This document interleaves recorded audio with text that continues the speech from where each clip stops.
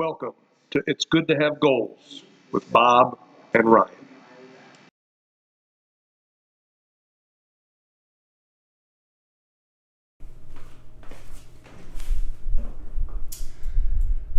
Good afternoon, everybody, and welcome to this week's edition of It's Good to Have Goals. I'm Bob. That's Ryan.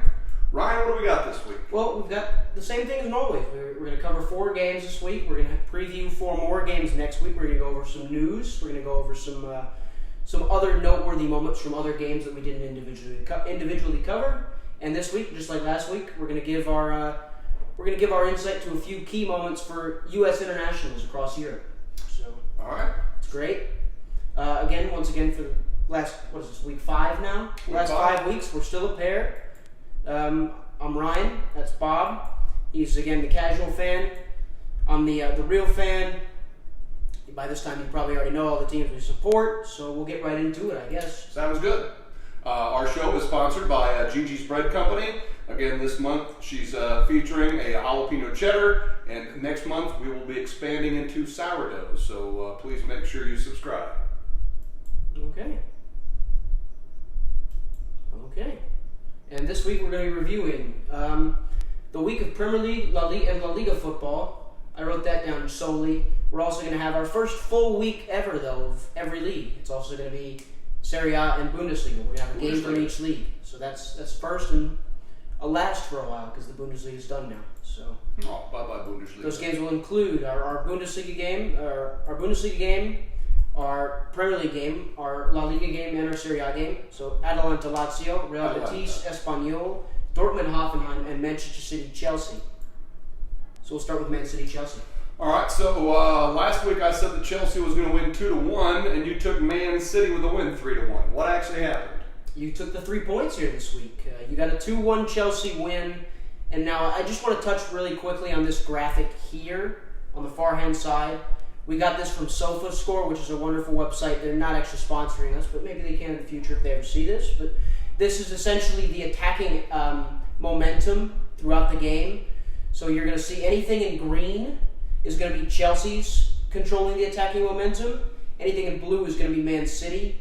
Looks like Man City had more possession and more attacking than Chelsea did. And they did, and that's really the nature of Man City. You'll see a lot of that. And Chelsea are trying to get there. They've made a lot of good signings, astute signings this summer to try and become a more talented team than they currently are. They're a young team, kind of young team. They have a lot of young components to them. But this game was really an up and down game. Chelsea scored the opening goal on the counter. Christian Pulisic gets his second goal in 2 games for the Stamford Bridge located team. On the counterattack, actually, like I just said, a mistake in the back between Benjamin Mendy and Ilkay Gundogan for Man City leaves Pulisic essentially all alone, one-on-one with Man City's goalkeeper. And when you saw this game yourself, he went well wide for the shot and really put it as far right as he could. And you were very surprised at how far wide he went and how much of a risk he took to go that far wide. I do remember his second goal. His second goal, I think, was... He didn't score he only scored the one, but that was the goal you were talking about there. So it was 1-0, 36th minute, I think that goal went in. Pretty uneventful next 20 or so minutes. And then you look at 55th minute, Kevin De Bruyne gets a free kick opportunity from 25 so yards out. Perfect Kevin De Bruyne range, so much so that when we were watching it live, I looked over at Dad and I said, he's going to score this, and he scored it. Well taken free kick right into the top left corner. Perfect finish that leveled the score. And I think at that point, a lot of people thought Man City were going to go on and push for the winner eventually. And I would have gotten the points and not you this week. But that didn't happen. Who was your man of the match? My man of the match was Riyad Mahrez, actually, for Man City. Even though they lost, I thought Mahrez was the chief creator for City all game, the only real attacking influence for them most of the game. He won the foul that De Bruyne scored the free kick from. He was really good in the first half. Less so in the second half when Chelsea started to dominate, especially as you look at here in this little green period right here, towards the bottom here. That was the minute from about the 70th to the 80th minute, where Chelsea hit the post, was denied on the goal line. Pulisic should have scored a second, where it was cleared off the line. I don't know if you remember that or not.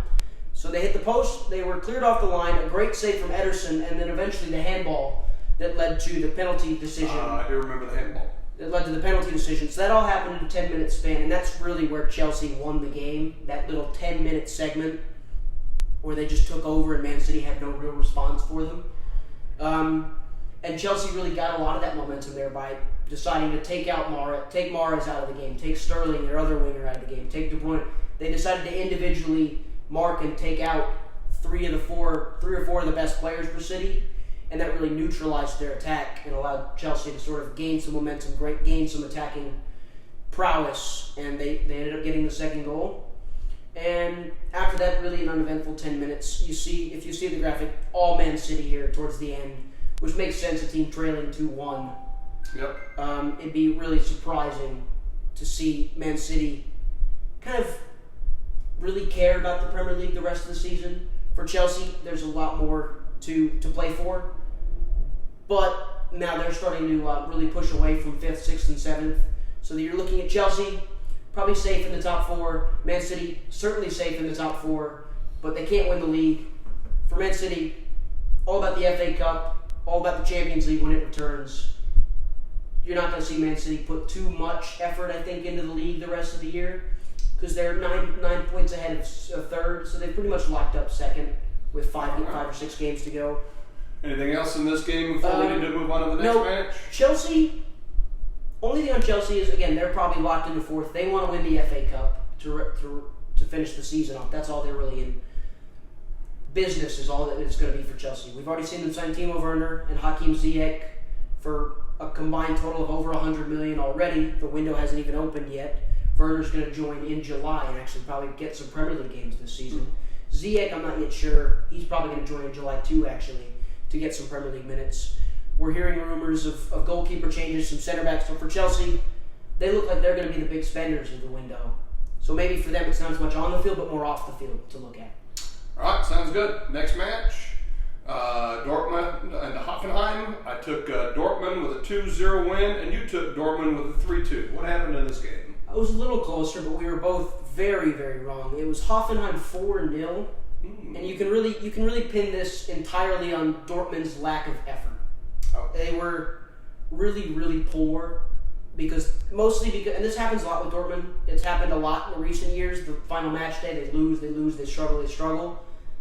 Solely because of the fact that they're always second or third. They've always got Champions League places secured, but they can't chase the title. So there's nothing to play for really at all. And for Hoffenheim, you can see here, the keynote here is they started at 7th. If they won, and Wolfsburg lost, who were in 6th at the start of the match day, they were playing Bayern. So very likely lost to Wolfsburg. Hoffenheim, if they had won, would have jumped into the sixth spot in that final Europa League position. And that's exactly what happened. Hoffenheim won. Wolfsburg lost, so Hoffenheim had it all to play for. Dortmund with nothing to play for, and that's why I went 3-2. I thought Hoffenheim would have all the motivation. I thought Dortmund quality would be a little too much, but clearly it wasn't that much at all. Hoffenheim scored 9 minutes in with my man of the match, Andre Kramaric, scoring a really nice finish into the top right corner. Tough to save for the goalkeeper for Dortmund. And then the rest of the half was sort of mixed, even 50-50. Until the start of the second half. If you look at the second half, all that blue to start the second half is all Hoffenheim. They scored a goal in the 48th and the 50th minute. I think they did score in the 33rd minute. So I missed that one, obviously. All 4 goals were scored by Kramaric. Wow. It's his first 4 game. What's that goal when you get 4? It's just 4 goals. Hat trick plus 1? I don't think it has that precise of a name, but maybe it does. It's his first 4-goal game of his career, which one can imagine it's very hard to score 4 goals in a game. I can hardly score 1 goal in a game. But and then really from the rest of that game, it was a really boring game. You can see lack of chances on either side. Hoffenheim knew they had to win. They sat down, just kind of kept the ball. Dortmund already defeated, didn't have much to play for. Gio Reyna played. Oh, Gio, my boy. 65 minutes. Wasn't great, wasn't terrible, but no one was really good for Dortmund either, so you can't really blame much on him there. For Hoffenheim, they're in Europe again after a year away. Big success for them after losing their head coach, who was so key to their success, to get back into Europe after a year out. For Dortmund, they finished second again no matter what.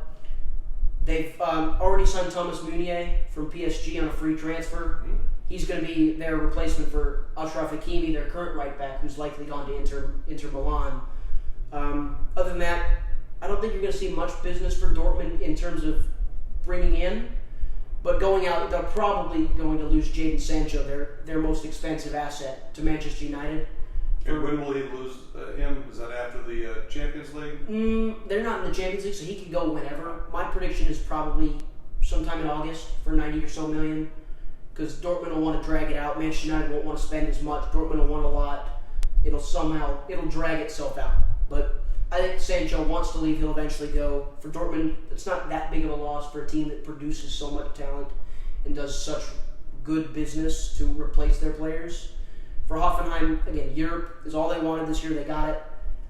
I think it's going to be a struggle next year for them to have to deal with Europa League and the league again. Having to play games on Saturday, then Thursday, then Saturday, then Thursday, then Saturday, then every other. It's going to be a really tough schedule for them. So maybe they struggle a little more next year. All right. Next match, we had Real Betis against Espanola. I took Betis 2-0, and you had a draw. What happened in this game? You won. You got a point.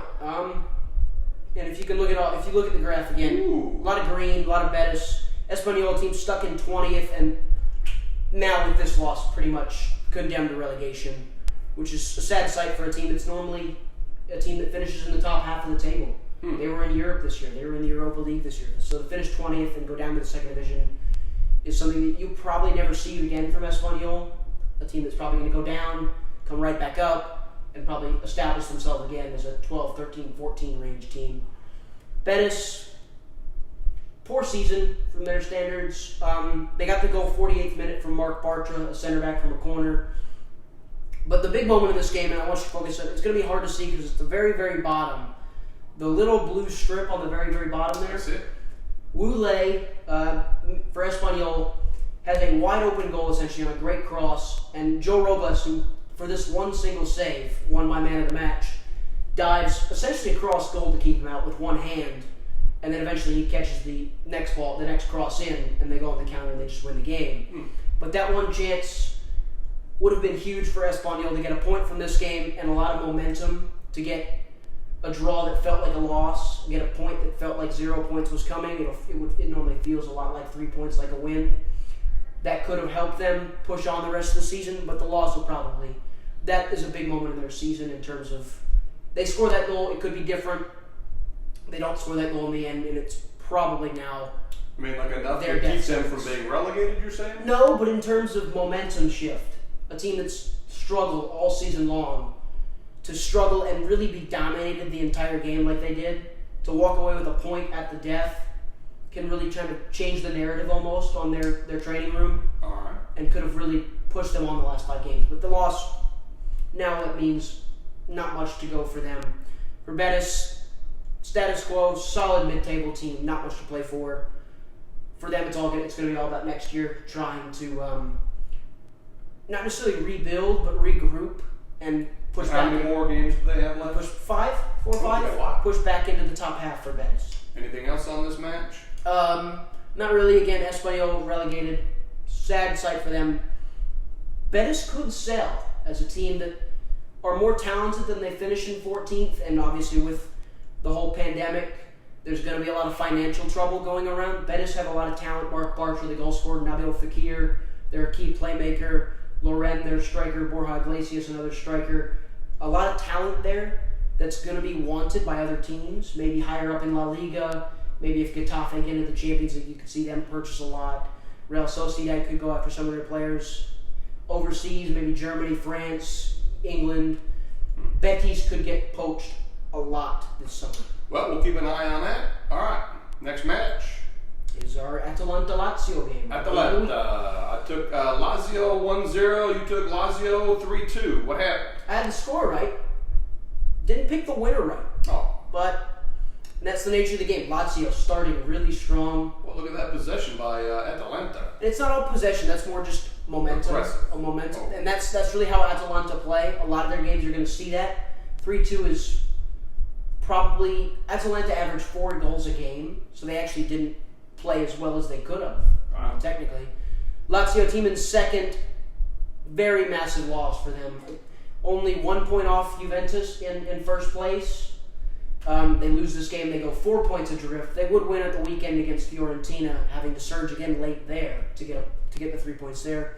So they're 4 points back currently in second place.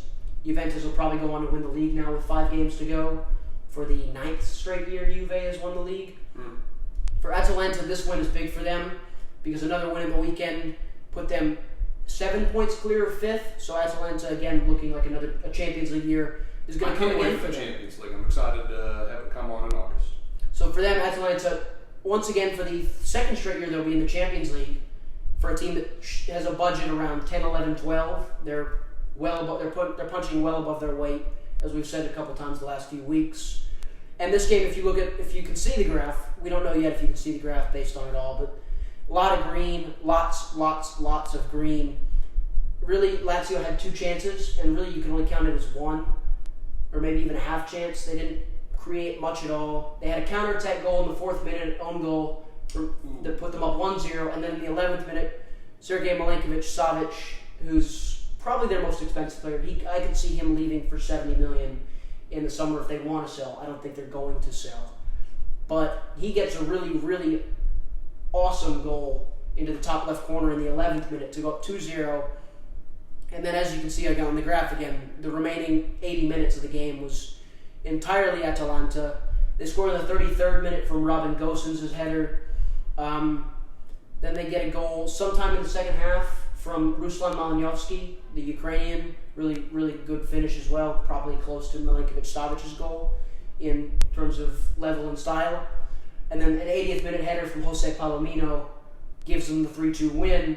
And this was the best result for Juventus. If you're a Juventus fan, we know a few Juventus fans. Maurizio's unbelievably happy. That was the first thing he told me when he showed up to the pickup game on Sunday. But, again, Atalanta. And who was your man of the match again? Papu Gomez, the Argentine for Atalanta, controlled the game. Didn't score a goal, didn't even grab an assist. But he checked a lot. He picked the ball up a lot deep, and he's usually their creator, their facilitator almost, you could say. He's responsible for a lot of that green. A lot of the attacking momentum comes through him. He sets up a lot of chances. And, again, Atalanta, deserved winners. They're going to finish 4th, 7 points ahead of Roma, who have looked really poor since the restart has happened. They're going to finish 4th. Lazio probably going to finish 2nd. They're still in a title race. The big game now for Lazio is, I think, 2 or 3 weeks from now. They play Juve. And if they win that game, they're only a point back. And if Juve can slip up elsewhere, then all of a sudden Lazio has a chance to win the league. So the league is still all to play for in Italy. Yeah, which is unlike Germany, which is already over. Yeah. And England, which is already over, pretty much. So. All right, we'll go Lazio. All right, next slide. So, tell us where we're at in the standings. So as you can see, you have the green check by your name. You took the lead back this week after, again, week 1 you took 2 points. Week 2 you took 2 points. Week 3 you took 1 point. Week 4 you taken 4 points. So that's a total of 9. And you've been much more consistent than I have. I took 1 in the first week, 5 in the second. The last 2 weeks I've taken 0 for only 6. But let's hope I can come back. It's a long way to go. Yeah, it's a marathon, not a sprint. All right, next slide. So tell us about the 5th game. So our 5th game is, again, it's key moments from around the league. So we'll start with Liverpool, become the earliest ever winner of the Premier League, following their win over Crystal Palace 4-0, and obviously Chelsea's 2-1 win over Man City that allowed them to mathematically win the league. They won with 7 games to go, which I think is 2 games more than Manchester United. Wow. In one of the seasons. I forget if it's 08-09, 10 or 12-13, or another season. I forget. It's probably 08-09 or 12-13. They were really dominant in those years. But obviously for Liverpool, a couple years ago finishing 4th, then making it to the Champions League, then winning the Champions League, and then winning their holy grail in the Premier League. They've never won the Premier League in 30 years, so it's fantastic for them to do so. Most teams' holy grail is the Champions League, but for Liverpool, again, when you're a big club like Liverpool, probably the biggest soccer or football club in England. Manchester United are the biggest brand in the world, but Liverpool's history and consistency over time probably makes them the greatest soccer team. Is this the team that was like 30 years since they've last won? They won in 1990. which was 2 years before the Premier League started. So they never won a Premier League title. This is their 19th ever English top flight title. So they won 18 top flight titles from 1900 to 1990 and didn't win one for 30 years after that. Well, they are probably still partying in the streets over there in Liverpool. So Yep. tell us about Bremen and Cologne. So Bremen beat Cologne 6-1, and Dusseldorf lost to Union Berlin 3-0. Now, when this day started, when match day 34, which is the final day in Bundesliga, started, Dusseldorf sat 2 points ahead of Bremen in 16th, and all they had to do was get a draw. And Bremen, even if Bremen won, they would advance. They lose. Bremen win, so Bremen jumped them, which is deservedly so. They were much better towards the end. Dusseldorf could not do much across the finish line, so they finished 17th. Dusseldorf do. They go automatically down to the second division with Paderborn, who was relegated a couple weeks ago. Ouch. Bremen finished 16th. They're not safe yet.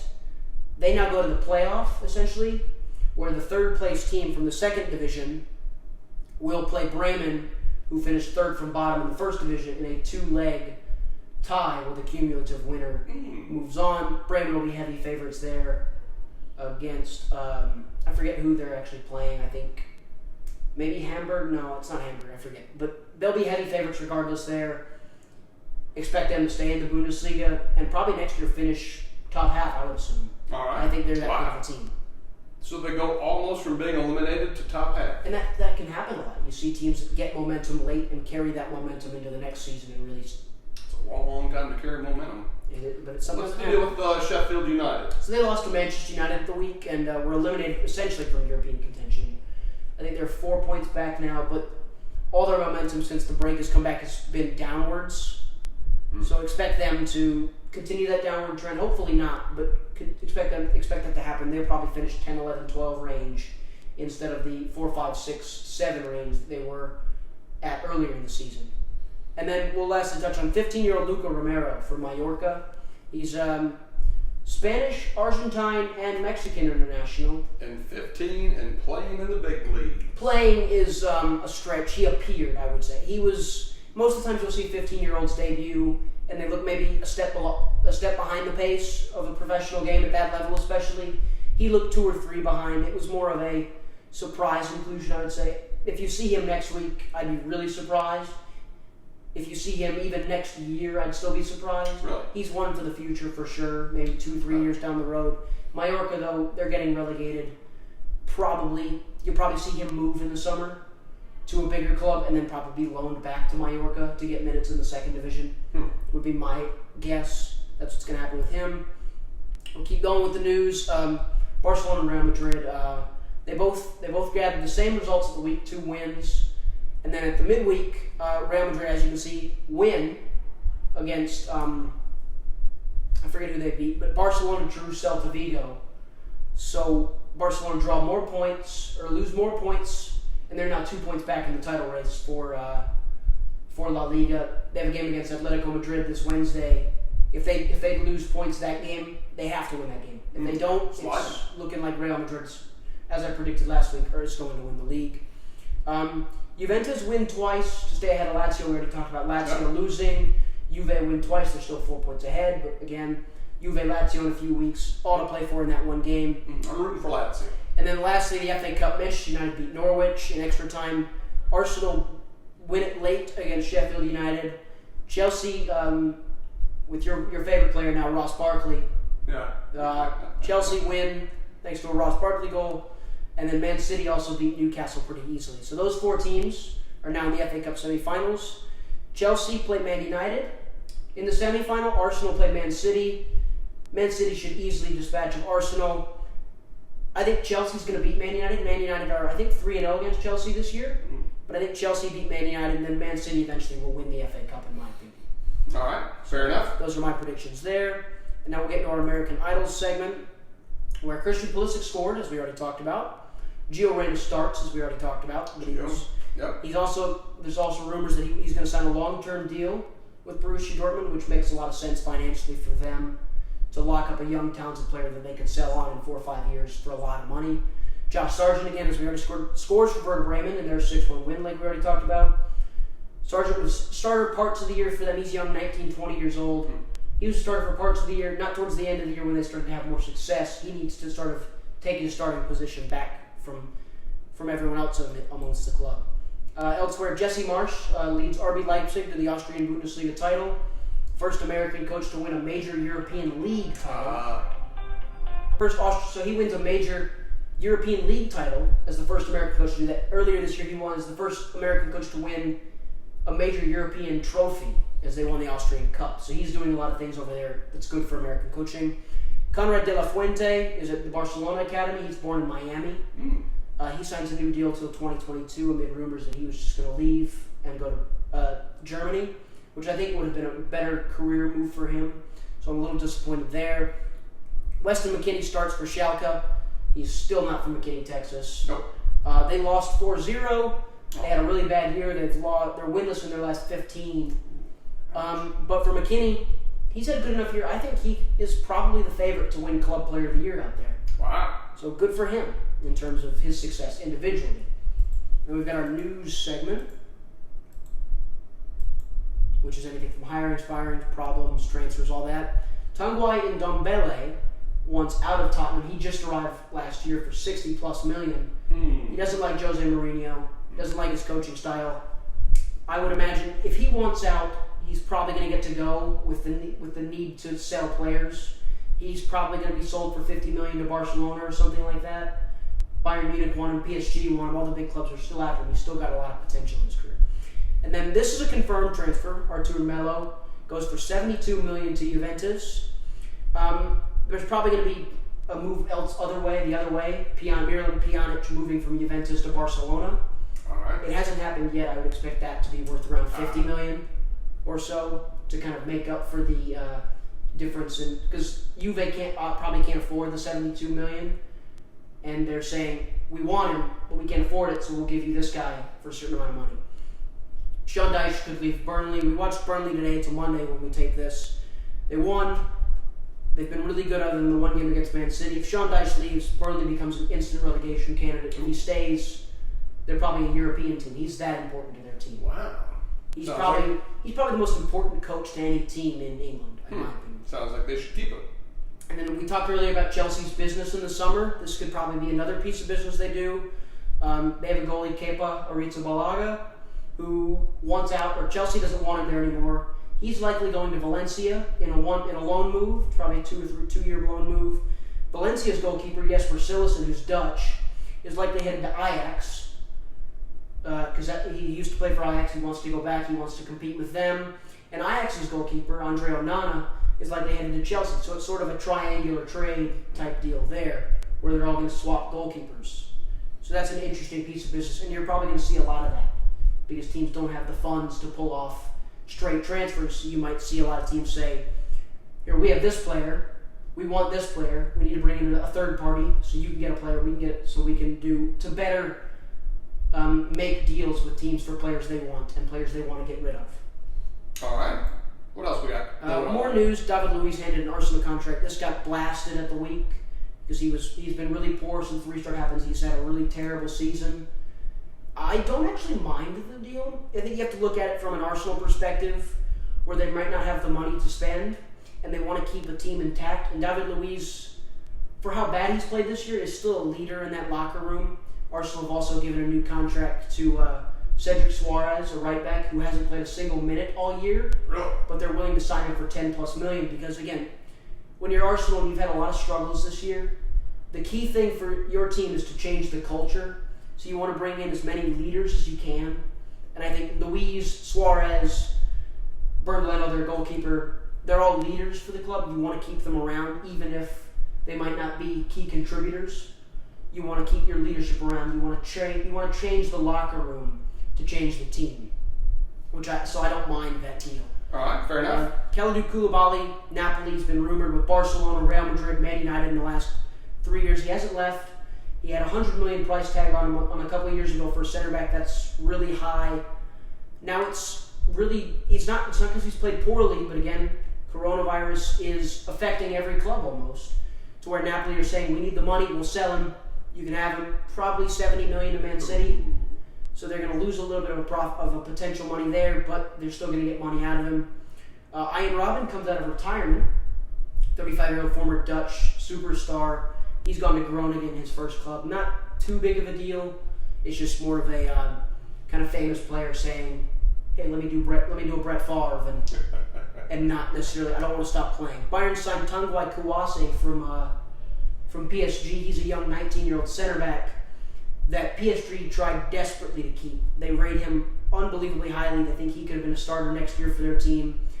But Bayern's policy in recent years of signing young players, bringing them into the club, saying, "We're going to give you minutes here and there, and then eventually you'll be a starter for one of the best teams in the world," has worked wonders for them with Alphonso Davies, Benjamin Pavard, Serge Gnabry. In recent years, Kouassi hopes to be the next.